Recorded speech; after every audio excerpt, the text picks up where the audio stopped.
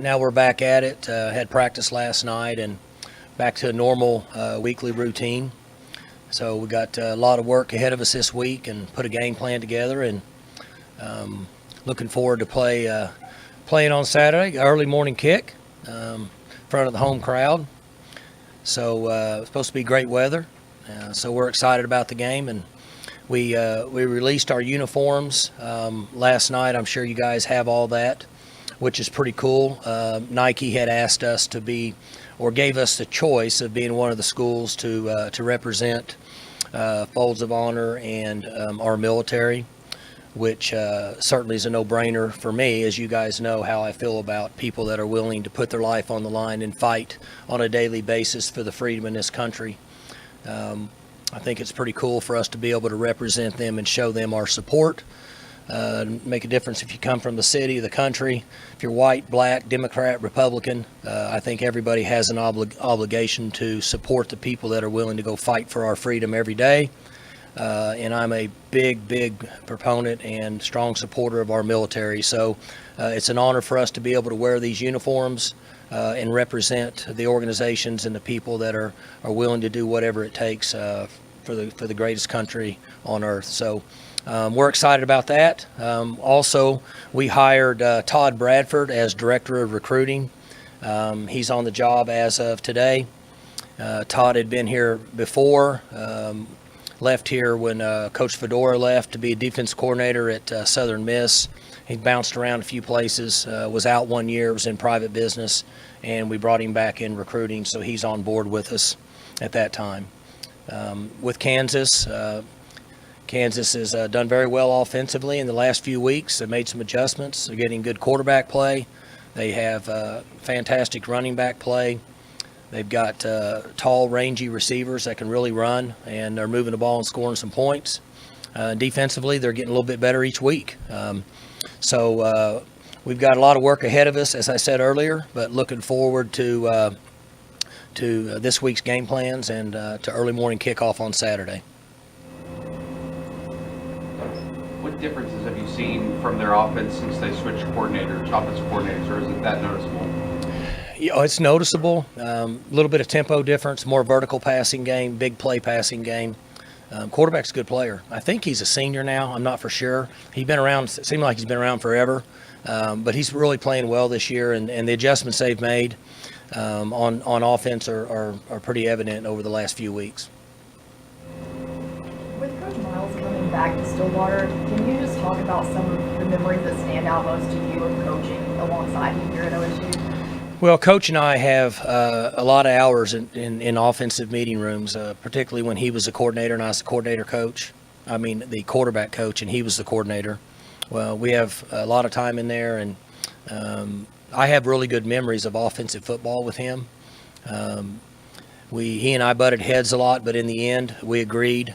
We came out on the same page. We supported each other, and we were good at it. We were good at moving the football together, and we had a good relationship. And it was unique and a little bit unusual seeing him in Phoenix in May at the Big 12 meetings, but it was fun. It was good to see him and spend time with him. So we have a lot of fond memories in the offensive room. I talked to some former players about how, of course, when Coach Miles was here, they have the really long practices and everything. And then when you transitioned, you kind of cut that down, but still stuck with it a little. What was it like for you transitioning and taking over after he left? My style of offense was different than what it was with Coach when he was here. And even when he was the head coach and I was the coordinator, our approach was different. And so when we went through the transition, we cut back some on practices based on what we do. We ran a lot of different concepts down the field, played faster. So for us to be able to practice for 3.5 hours is somewhat unrealistic. So we cut back considerably based on the style of play. Do you have any particular games that stand out? I know that he mentioned the Bedlam games that you guys won 16-13, and then the next year here, and then I always remember the game with SMU where Josh Fields and Rashawn set the NCAA record. But what are some of your best memory game-wise with him? Well, the first year was tough until we went to Norman, and we found a way to win that game, which was awesome. And from that point on, we started to get a little better every year. The second year, Here we had a fantastic game plan, and we had really good players that could execute it, and we were able to move the ball pretty much at will in that game. It was a fun game. We beat Nebraska, I think, Robert, and that was a big win for us because wasn't that the first time in a long time? I remember that game as being a special game for Oklahoma State, the fans, the team, and then Coach and I. That was a lot of fun. Obviously, there were a lot of changes that had to be made, some that you talked about already, but how would you assess the program that Les left for you when he left in 2004? Gosh, we changed our style of play so much. We changed defensively. We changed offensively. So it's really hard to compare. Personnel was not what I wanted in certain areas based on the style of play. So there was a lot of adjustments.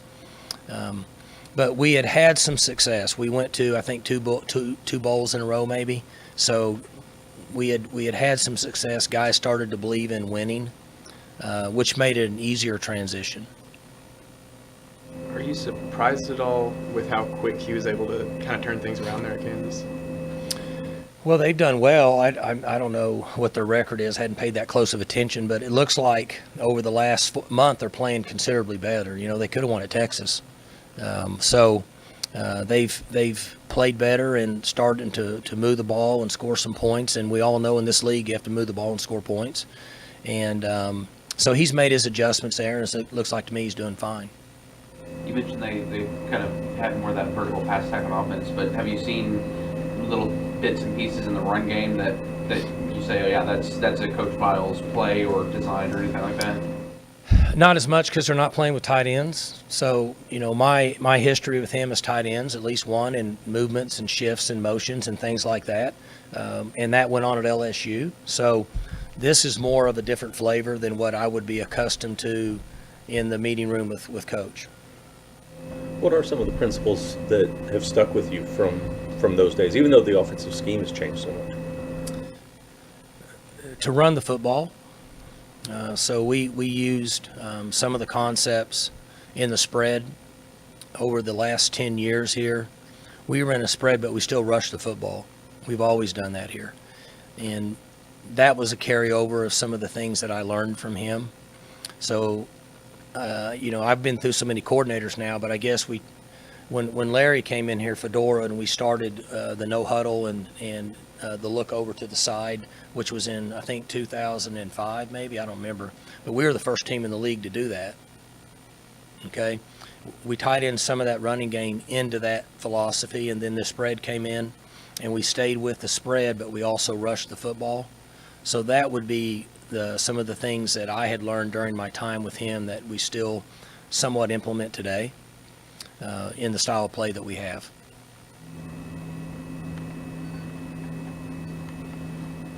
What do you think is the biggest test looking at Kansas's offense? What about it? What do you think you guys most have to look at during the Well, they've been very effective with the vertical passing game, and you have to wrap that back up and get him down. If you bounce off of him and hit him, he's kind of like one of those bouncy balls. He just bounces around and keeps going. You're going to have to wrap up and get him on the ground. And the quarterback's been effective enough at rushing the ball that we've worked extremely hard this week in defending him on his running game. But in my opinion, they've been most effective in vertical passing off play action. How did you feel about your open week? And I mean, I don't know if you have a good read on players you may get back that have been nursing some injuries, but how do you feel coming out of it, getting back into action? We had a good practice last night. The players are eager, their attitude's good, the work ethic's good. They got some time off. Everybody needs a little time off, but I thought their focus last night was good, and we had a good practice. You need some help, but do you even address with your team the fact that your team is still in the mix to go to the Big 12 championship? I mean, that's how crazy the league is. We got to win the next game. If you watch this league, you realize that, in my opinion, most teams are susceptible every week. You got to have focus, got to have good practices, got to be tuned in, got to self-motivate. You got to get ready to go. And, I said this 2 years ago, I said it 4 years ago, and I'll say it again. There's more parity now in this league than there ever has been, just based on the style of play, the spread, offense's ability to score points, defense is getting spread out all across the field, and now you throw the portal into it where you can bring 1 or 2 or 3 guys into a program and completely change your team. The parity's here forever. So it's even more important for teams and coaches to focus and prepare each week because the teams all have a chance to beat themselves, in my opinion. Mike, the word broke last week that Kevin Henry gets a 6th year. What does that mean to see him get another year? Well, he's awesome for us. He's he loves Oklahoma State. He's graduated, so he's come in. He's worked hard. He's tough. He's overcome injuries, and he's been awesome for us. I mean, he's a true success story. So you like for him to be able to say, "Hey, I can play again another year." I think he said in that video that he was the first guy in his family to get a college degree. Did he say that? I don't know that to be true, but it very well could be. There's a number of times that the young men in our organization might be the first one in their family to even go to college, and so that could be true. He's already graduated and doing well. But is that kind of one of those moments that makes you appreciate what you do when you know that you've changed somebody's life? I tell you guys that all the time. People talk about wins and losses, and those are important. I don't want to discredit the importance of a win and a loss because we try to win every game. We work our butt off, but I've done this a long time now, and the success I see with young men that we have played a role in helping them graduate from college and giving them the opportunity to better themselves is awesome for me. I just got a text from a former player of mine that's in the NFL right now, and it was 2 days ago, and he texted and said, "Coach, I just want you to know that it's pretty amazing to watch the guys that used to be on our team when he was playing here." And he said, even whether they're scholarships or walk-on guys, they leave your program, they go out in the real world, they get jobs, and they're ultra successful because of the culture, because of the way they've been trained and the discipline and structure. And he said, I see a lot of other guys that I was friends with in college that weren't playing football. And he said some of them don't do as well because they haven't got that discipline and structure yet. Nothing against the other ones. I'm just telling you what the text said. That's an example of Kevin Henry. He's going to leave here at some point and go out and be successful based on the organization and the culture that he's in here in Oklahoma State. And that's not me. That's Rob Glass. That's the big picture. There's a lot of people that factor in, just like these uniforms. I don't even know what the uniforms look like until yesterday. Justin Williams and equipment staff, they do all that. He'll say, "Coach, what do you want to do?" You do whatever you want. Those guys are the best in the business, so I let them do it. Well, that's an example of all the different people that help in this organization and in our culture, and that's why we're able to stay on top and be in a position to graduate, I don't know what it is, 370 players in 15 years I've been the head coach here. Very rewarding for me. That was a long answer for yes. You mentioned at the top bringing Todd Bradford on. Just kind of what went into that move? Obviously, recruiting is important, and we need. I felt like we needed somebody that had been on the road and recruited and coached. It's so important to try to evaluate the very best we can. There's millions and millions and millions of dollars invested in NFL scouting for the draft, and they still make mistakes. So you can imagine what it's like at our level in trying to evaluate a 17, 18-year-old young man that you're trying to get information on, not just football-wise, but all the other things that are important, particularly here in our culture. Todd's been on the road recruiting. He's been in a number of organizations. He's been successful. He's been reliable. He's a good evaluator. He knows almost every coach in the Dallas-Fort Worth Metroplex area in East Texas during his time when he was recruiting here. So I think he's a good addition for us. He's a tireless worker. He's very organized, and he's very structured. How much did it help? I was just going to say, how much did it help? He was on your first staff. Correct. Your familiarity with him helped. When back in those days, we could go out spring recruiting. And so, the head coach that was me at that time, you'd go and they'd pick you up at the airport, take you to the hotel, and they'd say, okay, I'm going to pick you up or we'll meet downstairs at this time. And, you just kind of show up and go. And from day one, he'd say, all right, we're going to meet at 6:45 because we got to be at whatever school at 7:15. And here's your paperwork on every school we're going to tomorrow, every prospect, head coach, names, numbers, all the details on everything. Because believe it or not, I don't know everything about every school. I don't have just an area. I've got to go everywhere. So he gives you the answers to the test the night before. You meet at that time and you go, and then you don't stop. And he doesn't eat lunch. So I don't know if he does that just because the head coach is with him or not, but I'm like, dude, we got to get some beef jerky or something. I mean, I can't roll all day. I'm starting to bob and weave a little bit here. So, and then we stop at 6 o'clock that night. You hit 6 or 7 schools, and it's just one to the other. And then he finished in recruiting. He was able to sign all different types of players from all different backgrounds and different environments and have success during his time here. So that made me think that he would be really good as a director of recruiting for Oklahoma State football. She was really in that role just for a year, but how impactful was she? Because I know she talks about things like opening up your house to recruits and stuff like that. She had a lot of really good ideas, and it was interesting when she moved over to being an assistant athletic director and kind of move up the chain in her world. I took a while to decide who we wanted to bring in and what we needed that I, in my opinion, thought could help impact our recruiting more than anything. And so we were able to take some of those ideas and keep them. And then with Todd working with Mike Gross and their recruiting staff, continue to integrate and bring things together to make it even better. It's an extremely difficult job, and it takes a lot of work and a lot of effort from a group of people. Mike Gross, so is he staying on to help? Oh with yeah, Don? yeah. Mike's still doing what he's doing. Yeah. There's so many areas. I mean, you could almost have. Well, it'd be you guys could research it. There's some of these teams across the country that have 15, 20, 30 people working in a recruiting office. We have 6, 7. So you could put a guy to work and just break it up, and they could still have lots to do in order to try to give us the best chance to bring quality young men in the organization.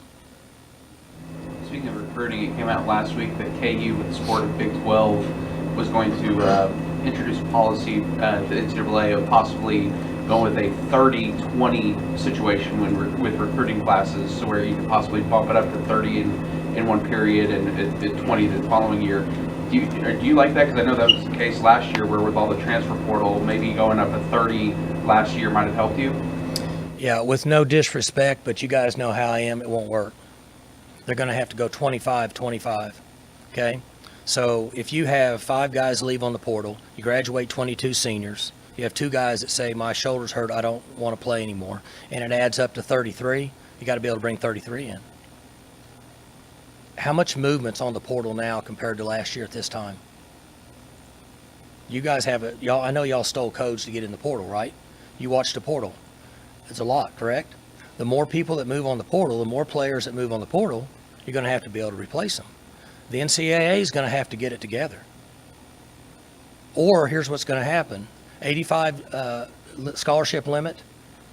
Teams are going to be playing with 75, 76, 77. So what does that mean? It means more players are going to get injured. Don't have enough guys. So we're trying to be injury preventive, which we should, but we're not fulfilling the needs based on instigating a portal, which is fine. I have no issues with the portal, but we have to be able to balance numbers. I appreciate what they're trying to accomplish. It's not going to work. You're going to take 30 and the next year you get what? Okay, well, what if you have 21 seniors, 3 guys go on the portal, and 2 guys get medically redshirted, and you take 1 guy and dismiss him from the team because he won't stop smoking weed? How am I going to make those numbers up? It's not going to work. We need to quit BSing ourselves, and I'm not going to. I know Gavin's probably worried I'm going to go off on a rant, but I'm not going to. But I'm just calling it like it is. It's not going to work. What they're doing, I appreciate, because something needs to happen. Here's what needs to happen. However many go out based on we said we could have the portal, I'm good. We need to bring that many more in. And I need somebody to tell me why that won't work. That's just the way it is. And I'm not going to get into it because I've filed waiver after waiver after waiver after waiver. I'm not asking to have any more than 85. You told me I could have 85, right? I just need 85 when August rolls around. That's all I'm asking for. So I'll give you one more thing. Since you brought it up, I'm glad you brought it up. Here's the two things I want to do. Make sure Justin Williams know that he did a great job with this, okay? Make sure you guys knew I hired Todd Bradford, and I'm glad you brought this up. So, if signing dates in December and February, we go through spring ball. On average right now in most Power 5 schools, you're averaging 2.5 to 3 players that are leaving to go on the portal. I mean, you guys would say, without doing the numbers, it's probably a pretty fair guesstimate, right? I did some in my brain, and I'm good. I can count to 5, okay?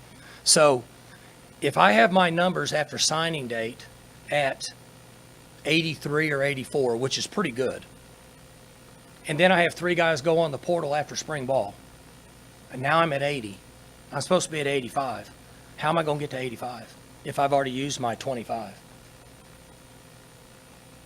I didn't know these guys were going to go on the portal. They don't tell you. They come in and want to go on the portal. I support them. How am I going to get back to 85?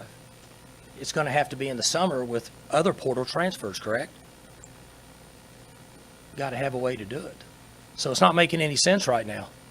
And somebody's going to have a meeting and say, look, we put this in place. We really didn't understand the ramifications. Just like players, when they said the 4-game redshirt rule, how many people in this room think that was intended for seniors? Be honest, come on now. Anybody? Okay, so if it's not, then we have to have a way to make up for that, particularly even if a guy says, hey, I want to take my red shirt and transfer. That's good, right? We've already agreed that we can let them go where we want. I don't get to replace them. If they're in good academic standing or even graduated and I can't replace them, not a good thing. It's going to cause problems. It's going to turn college football into the NBA. Just a matter of time.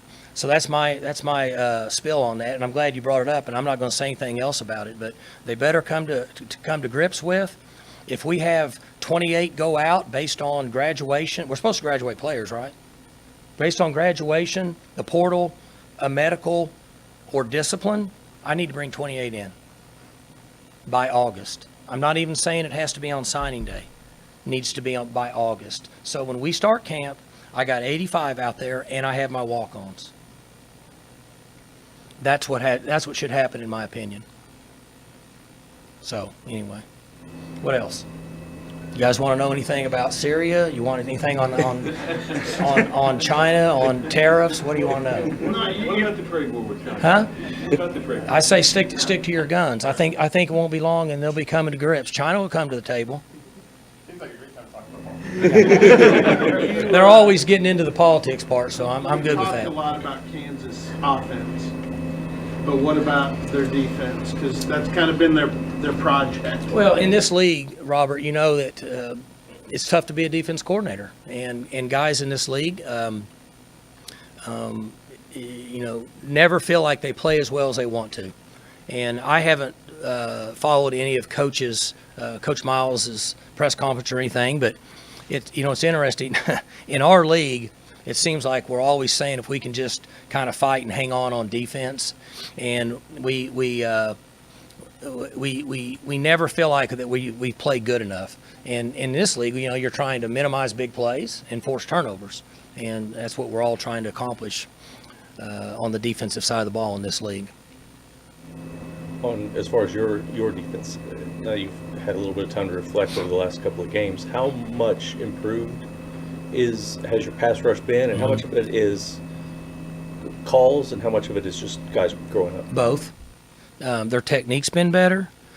Schemes have been a little better at times based on what we're getting. And Jim's called good games. And I always, I tell you guys after games, I listen.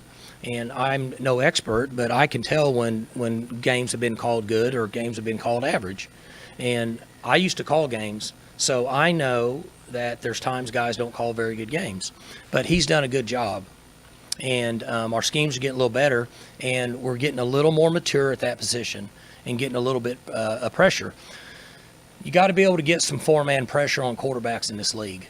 So you're not using 5- and 6-man pressure and vacating zones back there and playing man coverage. There's a lot of wide receivers in this league that are very capable of defeating man coverage, and there's guys on this team we're getting ready to play.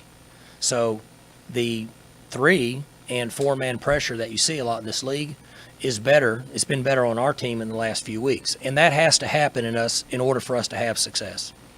How much has that been complemented by the success and growth of the safeties the last few weeks? They've been great as well. You know, we didn't have Trey in the last game, which was difficult for us, but you know, I think they're all coming together. You know, as Boone used to say, I hate to look in the sack, you know, but I think we're making some good decisions. I think we're going through a little bit of a change defensively and kind of evolving in areas that Jim and the staff feel comfortable with based on our personnel. And it just can't happen overnight. It takes time. And I think we're evolving and making some strides.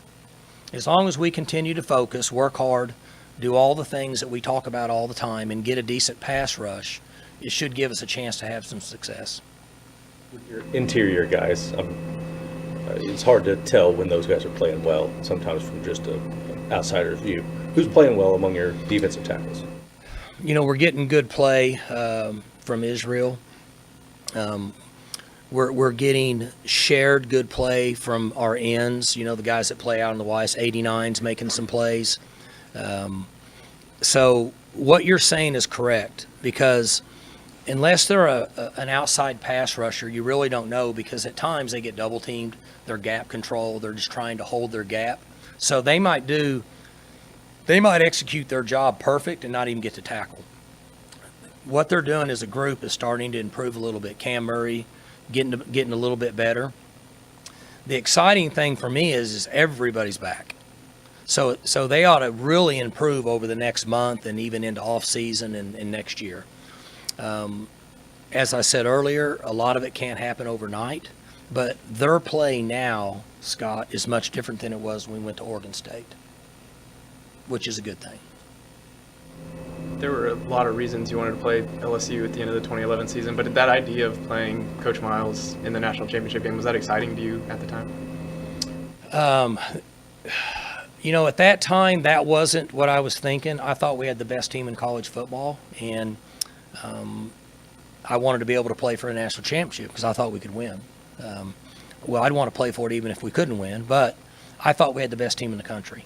Based on who we had, we were healthy, we were up running on full cylinders, all the things were hitting. That was more so than who their coach was.